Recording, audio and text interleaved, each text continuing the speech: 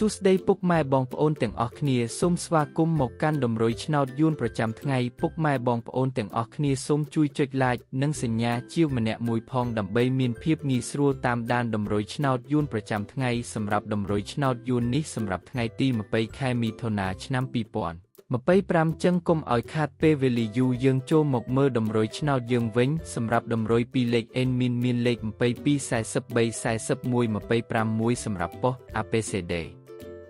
សម្រាប់លេខអូស N មានពីរគ្រាប់គឺអូសខ្ទង់20និង40សម្រាប់តម្រុយ3លេខគឺ N មានពីរគ្រាប់ផងដែរគឺមានលេខ265 គុណ130គុណពុកម៉ែបងប្អូនស្រឡាញ់លេខ N អាចយកទៅផ្សងសំណាងបានចឹងតម្រុយឆ្នោតយើងក្នុងថ្ងៃនេះបានមកដល់ទីបញ្ចប់ផងដែរជូពុកម៉ែបងប្អូនទាំងអស់គ្នាយកលេខខាង N យកទៅធ្វើការផ្សងសំណាងហេងសំណាងល្អទាំងអស់គ្នាជម្រាបលាបងប្អូនទាំងអស់គ្នាជួបគ្នានៅថ្ងៃស្អែកបន្តទៀត